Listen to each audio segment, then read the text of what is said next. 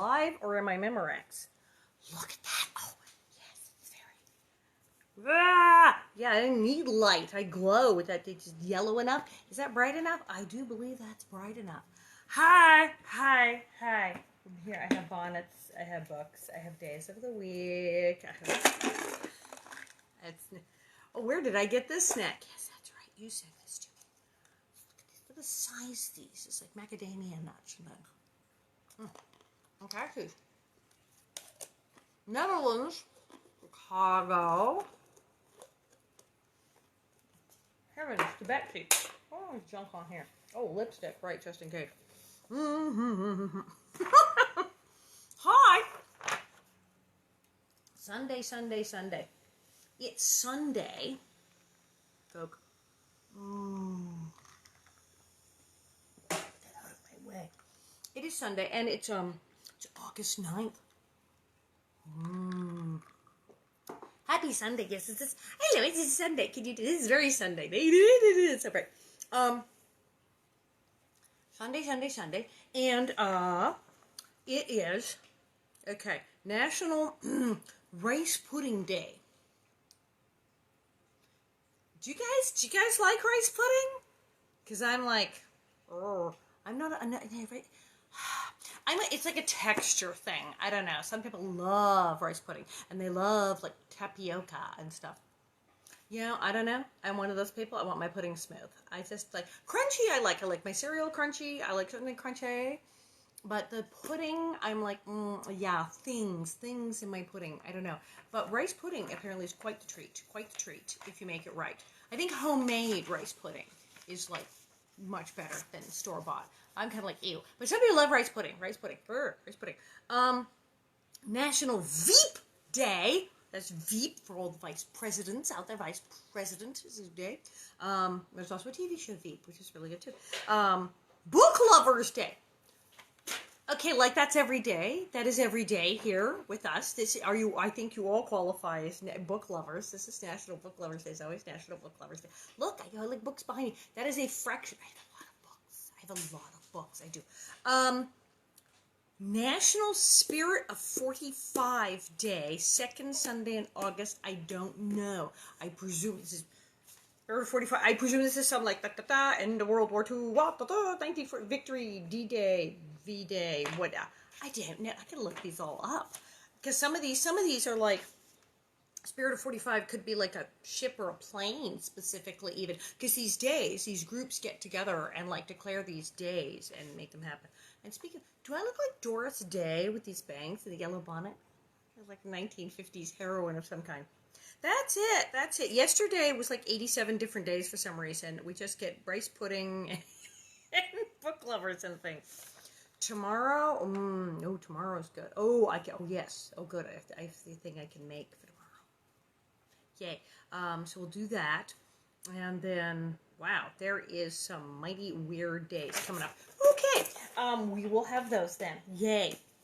So, Sunday. I have nuts. Cashew. I like the cashews best. I admit this. I really do. I don't know why.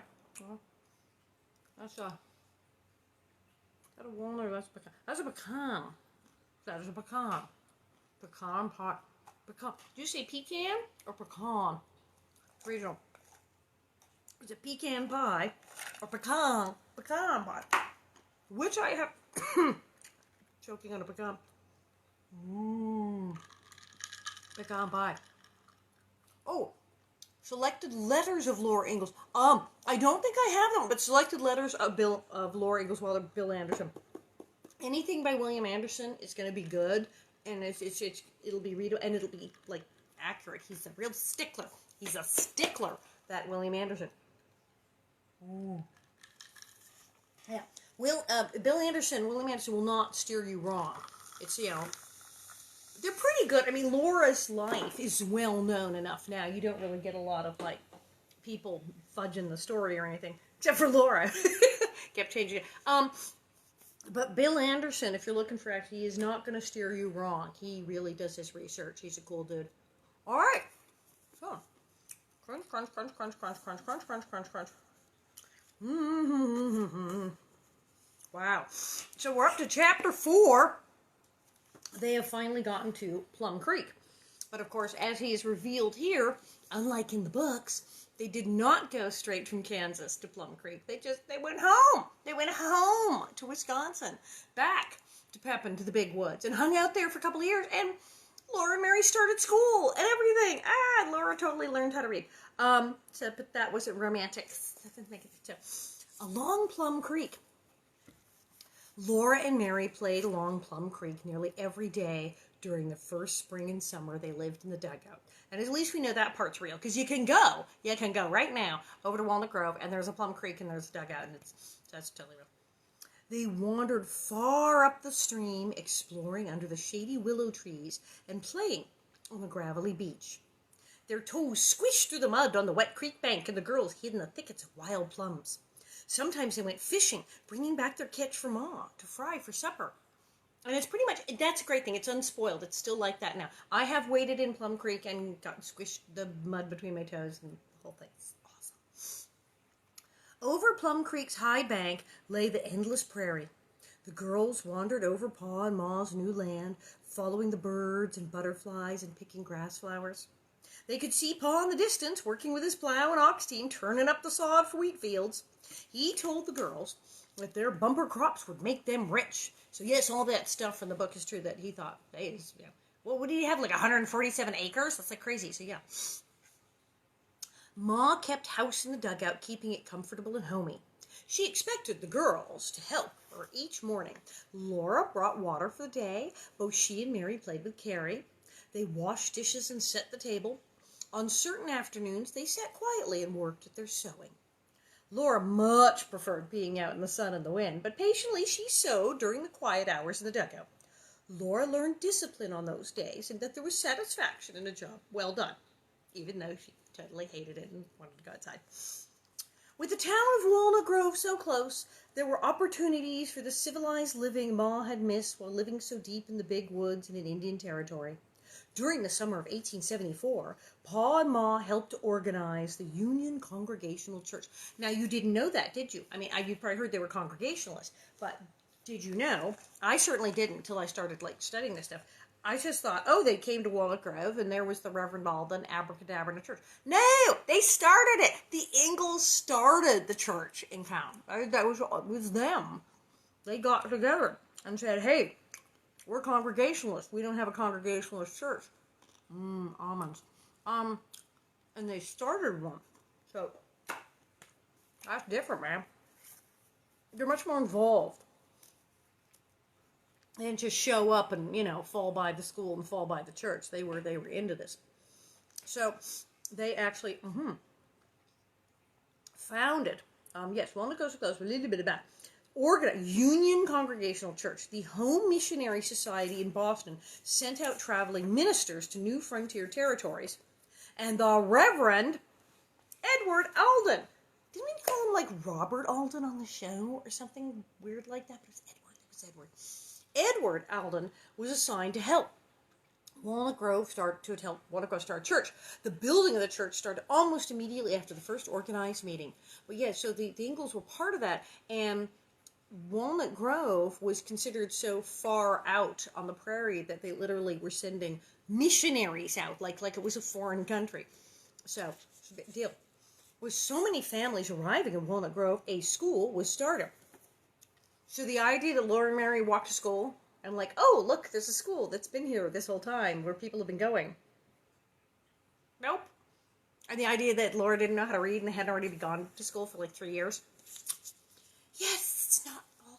Yeah, so now we're getting the scoop. They already went to the Ingalls were smart. They were educated people. Ma and Pa read all the time. The girls had already been going to school for a couple of years. They were very well educated, and in fact, they were so on top of things. They started the church and they started the school. Just saying. I think that's very impressive, actually. So the building church started immediately at the first meeting. So with so many families arriving in Walnut Grove, a school was started. Pa and Ma were eager for their girls to have an education. When Laura first heard that she and Mary would be going to school, she had a jittery feeling of fear.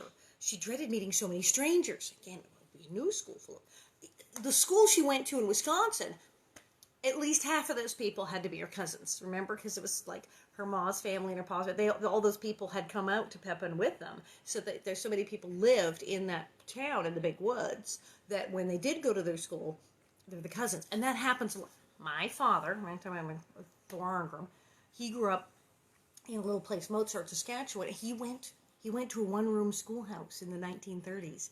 And he said he was related to the whole class. Because they had a huge family. It was 10 brothers and sisters. It was like 11 kids, 10 brothers and sisters. And there were all the cousins. So, and they all had like 10 kids. So his brothers and sisters, I mean, that would take up a whole room right there. And then the cousins. And the teacher was his cousin. And he said he was related to almost everyone in the room. And the teacher was his cousin. So and that was the 1930s. You can imagine the 1800s in a small town. So this is a big deal.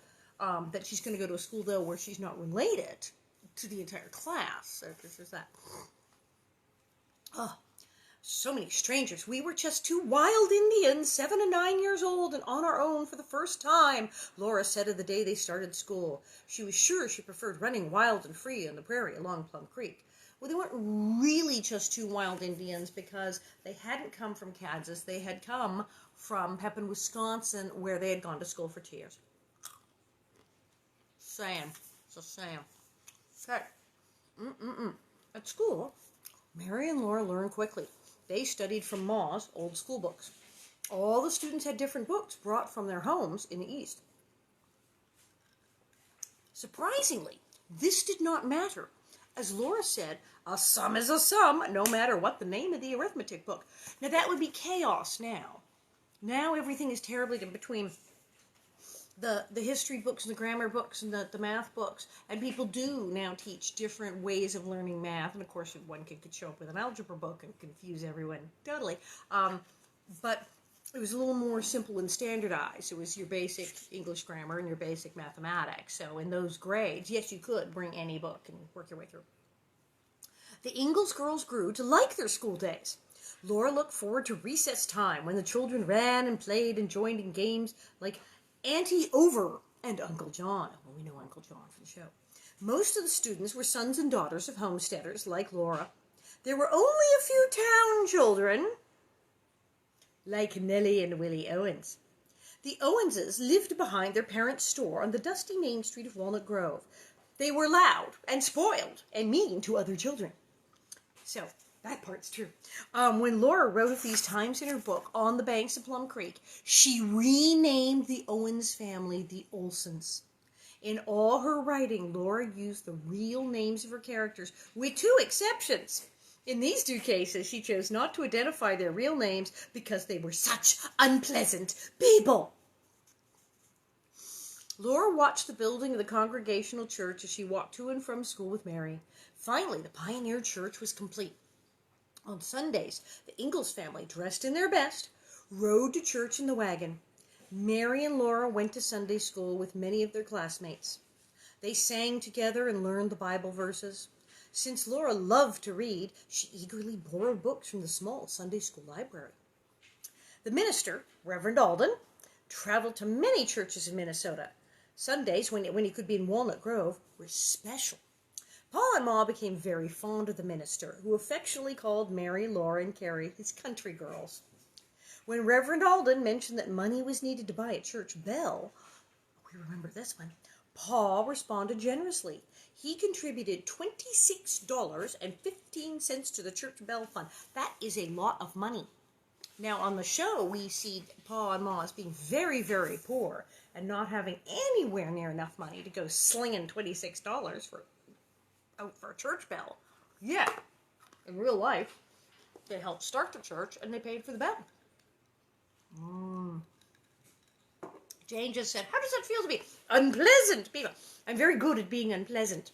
I should put on my resume. Skills, being unpleasant. It's kind of my thing. Okay, you gotta chew these thoroughly because some of them, they're very salty and their stuff. There's lots of them. Oh, no, it's a lot of pecans. That's pecan. Wait, where's the walnut? There's a lovely walnut. Look at this. See, the seed nuts are better than the other nuts. Because, look, that's unbroken. That's an unbroken walnut. You never get those. They always break. This is totally unbroken. Mm-mm-mm.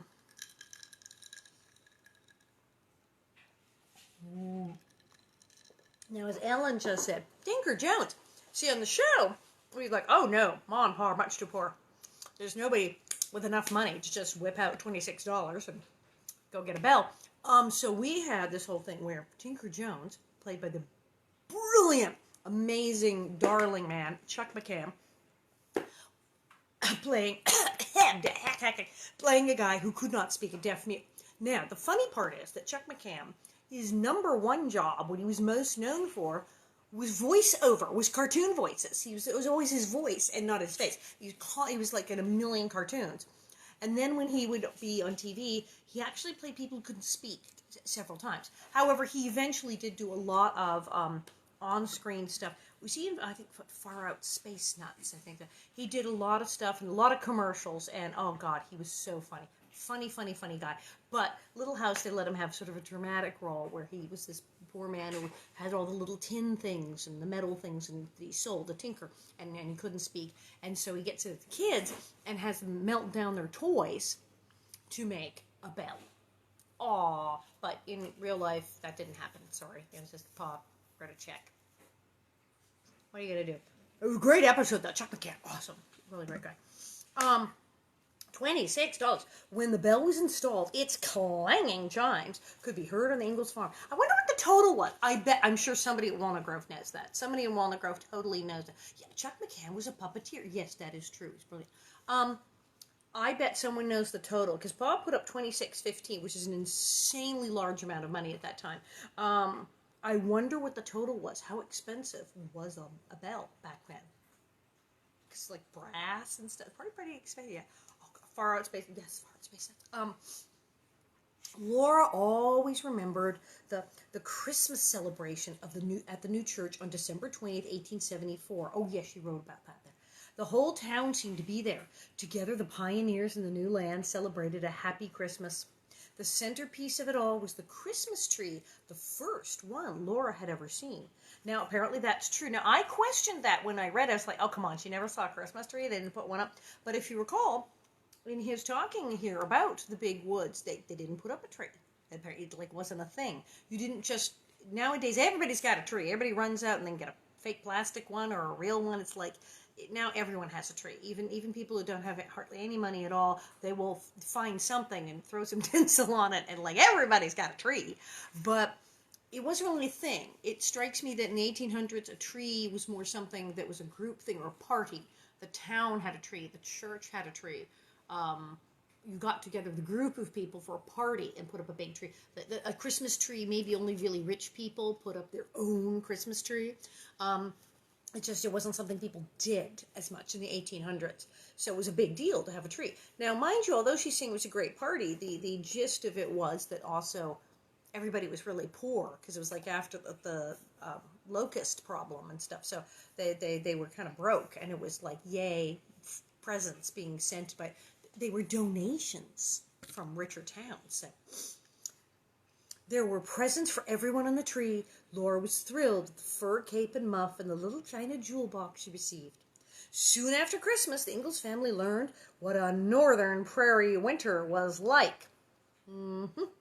Minnesota was blizzard country, and there was nothing on the open land to stop the wind. It blew furiously, mixed with snow and sleet, until seeing became impossible. Stories circulated about people lost in blizzards and frozen to death a few steps from their doors. Remember what Paul was like hiding under a bush for 4 days in the blizzard, didn't know where he was. He was like hiding, hoping he dug a hole in the snowbank, and he was like yards from the house. Cattle sometimes wandered loose and helpless and were found miles away. Pa soon learned to have plenty of wood handy during a winter blow. Blizzards often raged for 3 or 4 days, keeping everyone snowbound.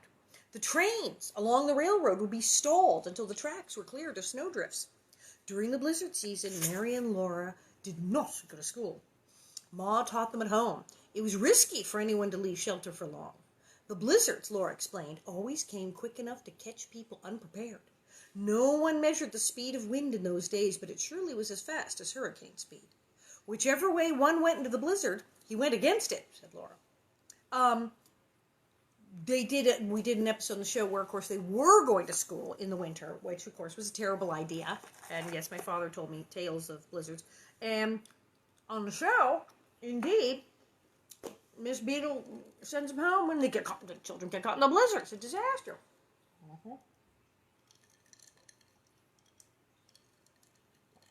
Hot today. Brr. Big snows on the prairie usually meant enough moisture to grow good crops the following summer. Pa was so exuberant about the promise of a wheat crop that during the spring of 1875, he built a new house for his family. The wheat crop was bright green in the fields when Pa drove into Walnut Grove with the wagon and returned with a load of yellow pine lumber, which had been shipped by train to the treeless prairie. You couldn't just go chop down trees. He also bought glass windows, factory milled doors, and white china doorknobs, and we read about that. Pa had purchased it all on credit at the lumber yard. Everyone in Walnut Grove knew about his big wheat fields and trusted him to pay the bill at harvest time. Laura and Mary watched the building of the new house with excitement. Their neighbors, a Norwegian named Erik Nelson, helped Pa frame the house, roof it, hang the doors and windows, and nail the narrow siding to the walls. When the house was done, it was yellow and new on the green land. The house stood on the creek bank opposite the dugout, nearer to the road to town. Laura called the new home the Wonderful House. Inside, on moving day, there was a surprise for Ma. It was a shiny black iron cook stove. Oh, right, so she wasn't cooking over the open fire, and the part where Laura traded her horse to buy Ma's stove, yeah, that didn't happen, because Pa was not actually an idiot and actually did include a stove with the house. So things like I said, they were a little better off. We had them just like crying poor mouth on the show all the time. They were actually a little tiny better than that. So when they moved into the new house and watched the wheat growing so well, Laura said her entire family had the feeling that it was a good world. Each summer day was busy working the fast-growing vegetable garden, taking the cow to graze on the prairie, and playing along Plum Creek. But a terrible day came to change all the hopes and dreams of Pa and Ma for their prairie farm. It was the day of the grasshopper invasion. And then everybody was actually totally poor, because when the grasshoppers come, that just kind of destroys everything, and there's nothing you can do. Laura remembered the thick cloud of grasshoppers darkening the sun and descending on the prairie. Within minutes, there was the sound of hungry insects eating everything in sight. The wheat crop, the garden, the plum thicket, the waving grasses were devoured. Laura said that the Minnesota grasshopper summers were the worst since the ancient insect plagues in Egypt described in the Bible. And you know, I think she was right. It was one of the worst grasshopper plagues ever. It was a big deal. I have lived among uncounted millions of grasshoppers, Laura wrote later. I saw their bodies choke Plum Creek. I saw them destroy every green thing on the face of the earth. The Minnesota farmers mourned their lost crops, and many of them simply left their land and moved away. Merchants in Walnut Grove wondered if they could keep their businesses open. At least that would be the Olesons, yes. The eaten, dry prairie became dusty and ugly, with grasshoppers devouring anything they could forage. Pa and Ma would not abandon their new farm. Pa decided to earn money in eastern Minnesota as a harvester. Crops were good there. He could work long days throughout the harvest season and earn wages. Oh, wait, didn't his, brother or cousin or their buddies say, well, we're just going to go to eastern Minnesota and stop here and have a farm? And he said, we'll go to western Minnesota. Oh, wait, the locusts didn't destroy everything in eastern Minnesota, and so they were fine. So maybe that was a good idea. And the western Minnesota was a little more risky.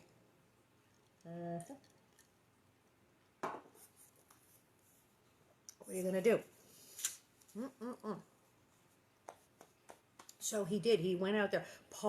You could go out and work there. Pa walked over 200 miles. So this part was true. The 200-mile walk and all that. Pa walked over 200 miles across Minnesota before he found work.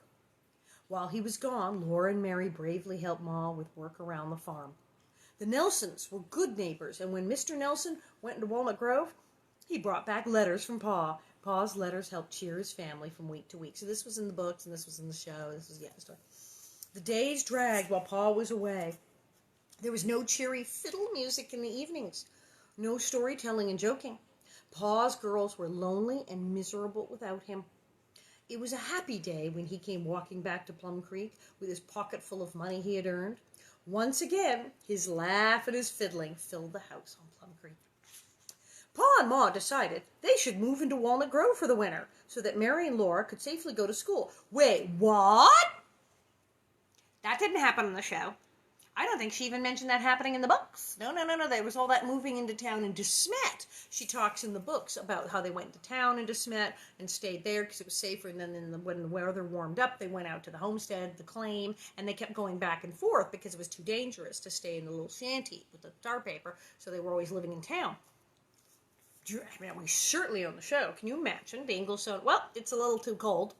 Walk through. We'll go, because we always wonder, wow, they walk so far to school. Even the way it was shot when you went to the ranch and went, well, here's where the set of the town is, here's the set of the little house. Hey, that's a heck of a walk, kids. How on earth did they walk when it was freezing cold, even if it wasn't snowing? We put our fake snow out on the ground for California, but I thought, that's a really long walk in the hot summer and the freezing cold. Because they simply packed up and moved into town. But where? Now, obviously on the show, we made the town really dinky. What did they live like over the post office with Miss Beadle? They live at the mill? Where the heck did they move to? That would have been weird because they would have actually been then living like a block away from Nellie Oleson. They would have been town girls. Then what? Then what would I call them? I couldn't have called them country girls, could I? They'd have been in town. Yeah, we didn't do that on the show. They moved. They moved into Walnut Grove for the winter so that Mary and Laura could safely go to school. It was too risky to walk from the farm on Plum Creek to town when blizzards were so unpredictable. Pa found a little house for rent behind the church, and the family moved. The girls started back to school regularly during the fall of 1875. Now, they also keep saying the church and the school. Now, that's another thing. On the show, and I did not know this during the show. I did not know this until relatively recently I started studying these things. On the show, it made total sense to me that you would have one building for the church and the school, because you have church on Sunday and you're not going to be at school. And if you need the church, you might do evening things or whatever. You only need it till like 3 or 4 o'clock in the afternoon for school. So you could have church in the evenings every night if you need it. There'd be no reason to not have the church and the school in the same building. Now, the bell, you could ring it for school, ring it for church. Made total logical sense on the show, and I would imagine that some small towns, they must have certainly done that. Heck, we not only multi-purposed our church on the show to be school, when Percival's father came to visit and said, well, where's the temple? Because, hello, it's Saturday, it's the Jewish Sabbath, and I gotta go to temple, and Percival admitted that he had not been going to temple and not praying, and his father was very upset. He said, well, we can ask. And they asked the Reverend Alden. He said, yeah, sure, Saturday. Hey, knock yourselves out. And that, surprisingly, because that sounded like, oh, well, that's something handy for the episode that allows Percival and his dad to go have Jewish Sabbath at the church. But I looked this one up. On the prairie in the 1800s, when Jewish settlers came out from the east, which they did do because when everybody was going west in the 1860s and 1870s, like the Ingalls, yes, even Jewish families in New York said, hey, it's a brave new world, we could go out on the prairie. And in fact, much like Percival said in the episode, maybe it'll be better out there. We've been chased and persecuted and chased all over the world. Hey, this is the new country, America. Everything's so much better. It's not going to be like that anymore. We can go out. Many, many Jewish settlers did go out on the prairie in the 1870s. Oh, so Percival was not a real character. Michael Landon made up Percival. But they did, indeed, in the 1800s, Jewish settlers came out from New York, and they did go out on the prairie and homestead and build places. And there were young Jewish men who said, you know, I'm going to change my name, and I might marry a girl who isn't even Jewish, which would have been back in the old country or in New York. And so the story, the idea that this person, Isaiah Cohen, as his parents revealed his name was, could change his name to Percival Dalton and go all the way to Minnesota to teach someone to run a restaurant and then marry this blonde, blue-eyed Nellie Oleson girl, a lot of people, oh, wow, that's really made up. Well, it was. I mean, Nellie Owens married a guy named Curry, Mr. Curry, in Oregon, and Percival was made up. But in the 1800s, this sort of thing, it really did happen. Young Jewish men did come out from the East, and they did marry non-Jewish women and change their names. And then some of them even kept their names and married Jewish women, had whole Jewish settlements out on the prairie. And they did, when traveling, or in a town that was new and hadn't built a Jewish temple yet. They didn't have a synagogue. They didn't have a temple. They didn't have a place to be a synagogue. They actually did talk to the local church folk and say, may we use your church on our Sabbath, the Saturday, and you have it on Sunday, and we make it a synagogue on Saturdays. And do you know they said yes? And this actually was a recurring thing on the prairie in the 1800s.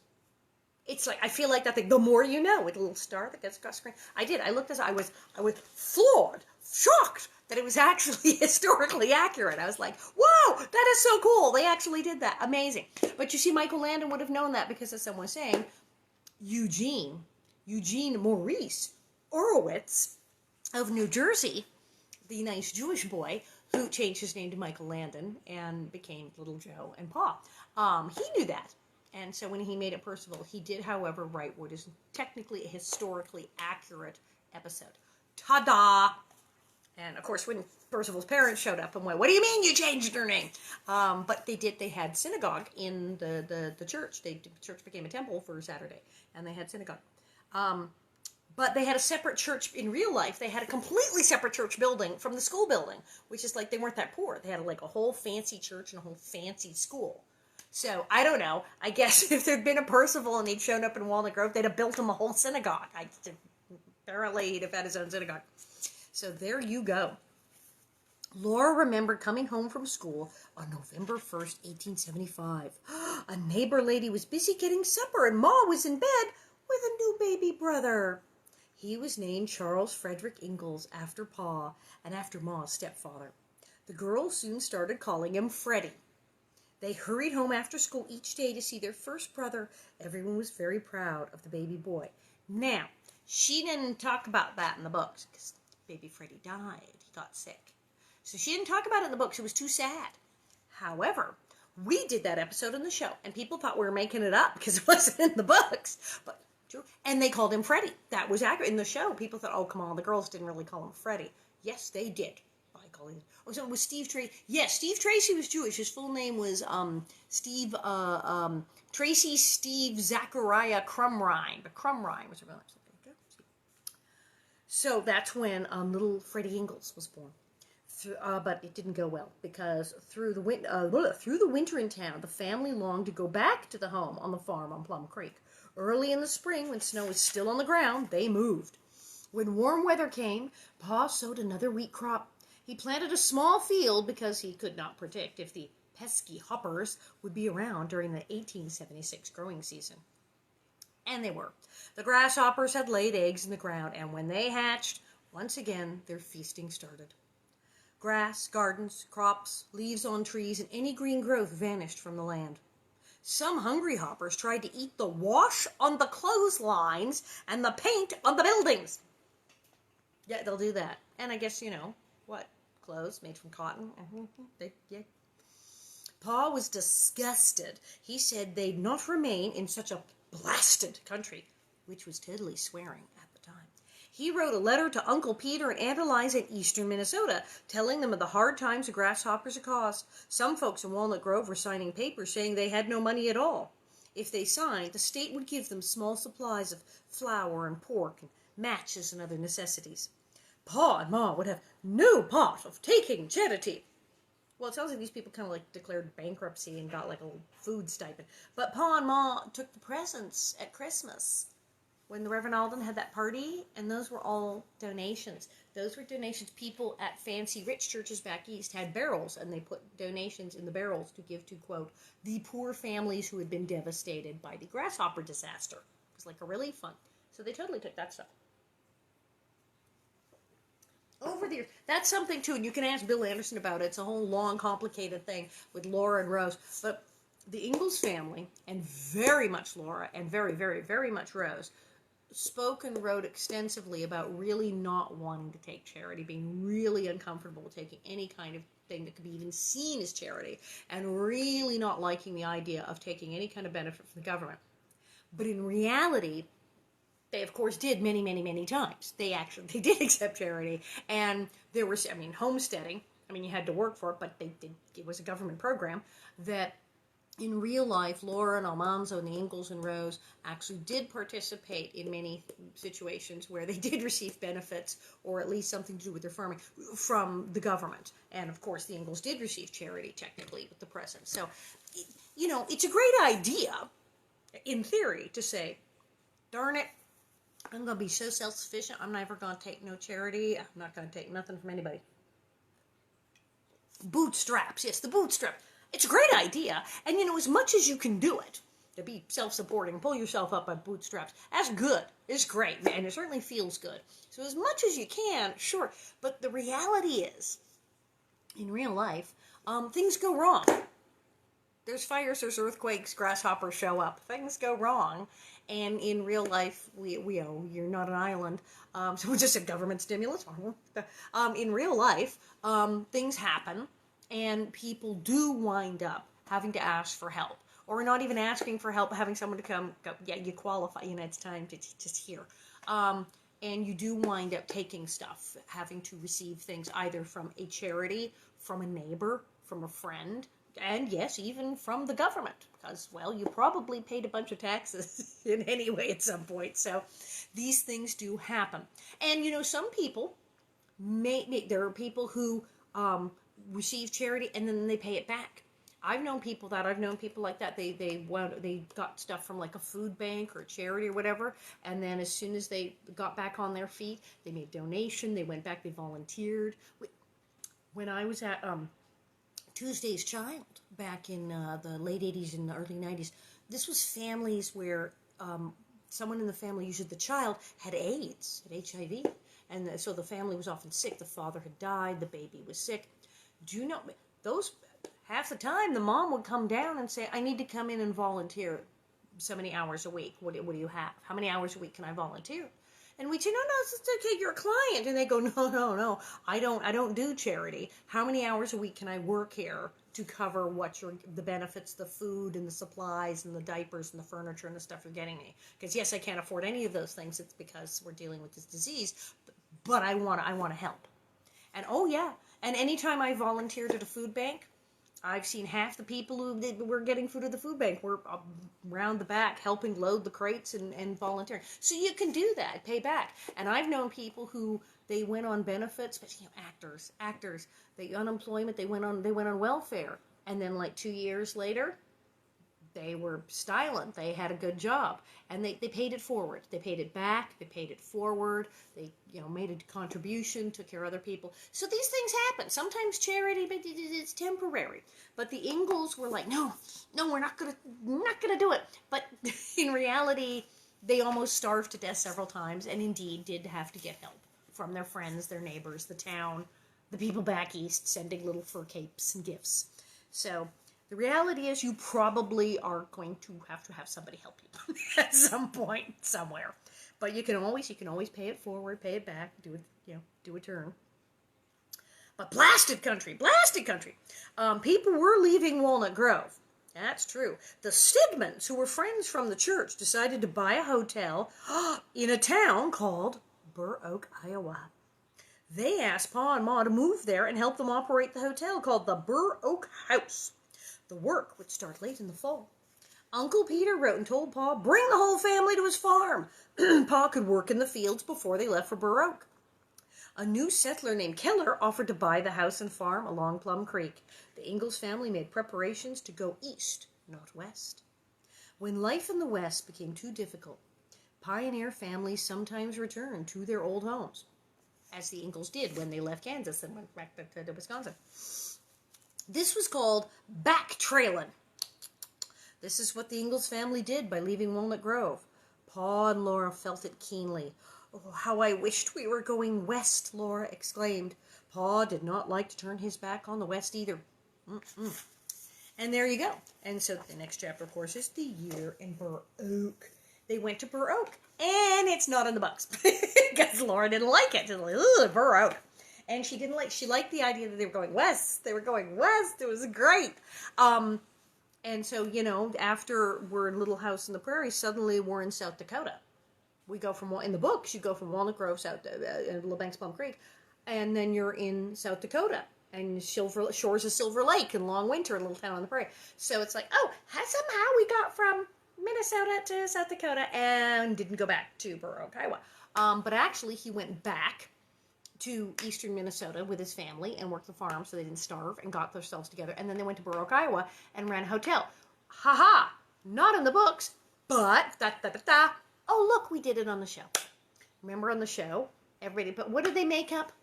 Winoka. Oh, they made up a town with the Winoka Warriors. Made a football team. They made up like a ton of stuff. But they had them leave right around the time period they would have left, timeline-wise, leave Walnut Grove and go to a town and run a hotel. And other people moved. They had the Olesons move, which totally, of course, didn't happen. But they had the Olesons move, and that's when the Garvey showed. And then Albert. Suddenly we had Albert, which that was totally made up. But adopting orphans was very big at the time, so it sort of worked out. But that was the thing, the Dakota, and that was the whole Winoka warrior thing. Yeah. So we moved, and we did a hotel. So the whole thing of the Ingalls leaving Walnut Grove and going to this other big city and running a hotel and dealing with all that actually happened. And everyone said, oh, that's so weird. Why are we in this town? That's not in the books. Yeah, but that's what they really did. So, and then, of course, they moved. As in real life, they did leave the town, and then they went to DeSmet, South Dakota. Of course, on the show, we had to move back to Walnut Grove. Partly we had to move back to Walnut Grove because this moving thing, it just wasn't working. We were doing this thing that was actually kind of like, oh, wow, it's like real life. They did go to a hotel. But people weren't crazy about it because we all liked Walnut Grove, and we liked Lars Hansen. We liked the Mill, and we liked Doc Baker and Reverend Alden, and we liked that, and the Mercantile. We liked that. We liked it. And the thing was, since it was a TV show, and since we were already making stuff up, like right and left, like, oh, Albert, who's Albert? Oh, Garvey's, who are you people? Oh, let's have Mary get married. Since we were already kind of going cuckoo with the making stuff up, it became, well, people are not enjoying this life in the big city hotel thing so much. They want us to go back. Well, let's just go back. Let's just pack it up and go back. What? Who cares? We've already left the timeline. We've gone into the Twilight Zone as far as the timeline goes. Let's just go back. And we went back, and we wound up going back to Walnut Grove and having to call up several actors and going, want to come back? And that was it was a hoot and holler. I was happy we went back. At first, I was really happy when they did the move to the town with the hotel thing, because we didn't have to go to Simi Valley, the Big Sky Ranch, where we filmed all the stuff that was Walnut Grove, because it was so hot. It was so hot. It was hot and it was dirty. And the town where the hotel was right there on the Paramount Studios lot. Right there. Didn't have to go nowhere. Just drove like the half an hour down the street to the place. And it was great. And it was like, la la la. But the episodes were kind of boring. It was better when we were in Walnut Grove. And costumes. Can we just say costumes? How beautiful were my clothes? Hello. Right. The Nellie dresses. Gorgeous, right? I had the purple taffeta. I had one that looked just like this bonnet. I had gorgeous stuff. In the town where we had the hotel, they had me going to some private school, and I had that uniform with that weird like gray apron and the blouse, the big blue navy blue bow, and I had this smock, this like uniform. I looked like a prison matron. I was like, what the heck am I? And I had to wear that all day. and that was weird, and it was as most attractive as my pretty clothes. So that was like, oh, thank heavens, I got the nice outfits again. And I liked the mercantile. I was kind of like, CB Valley, hot again. But at least we had the good clothes and better plot lines, and I think we're better off in Walnut Grove. I mean, if you're gonna make stuff up, go with the fun one. But it's interesting how many things that were stories that Laura didn't put in the books because she didn't enjoy being in Burr Oak. It was depressing. She certainly didn't want. It was still painful for her to talk about the baby brother. So she just kind of went la la la la la la la. This is so not happening. And then in the TV show, we actually did it. So were we realer? So I said, did you ever run into Bill Shatner? I did not run into Bill Shatner Paramount, but Star Trek was filmed at Paramount Studios when it was like Desilu, and it was they were on sound stages 9 and 10. I found this out, and 9 and 10 became 30 and 31, which is where we filmed Little House on the Prairie. We filmed Little House on the Prairie in the same sound stages they filmed Star Trek. And I'm like weirdly friends with Shatner on Twitter. I just William Shatner, who was on Star Trek and was in on Broadway in New York, a good Canadian boy who came down Broadway, and was in a play with my father. My dad and William Shatner were both in young actors in New York at the same time. They're about my dad's age, and they were in a show together in New York, which is like crazy. So yeah, my dad was on Broadway with William Shatner, and we shot Little House on the same soundstage as Star Trek, and now we all talk to each other on Twitter. It's so strange, because that's the world we live in. So you guys stay safe, wash your hands, wear masks, call your friends, take care of each other, and I will be here tomorrow, and we will read about Burr Oak, the town Laura didn't want to talk about, and it'll be fun.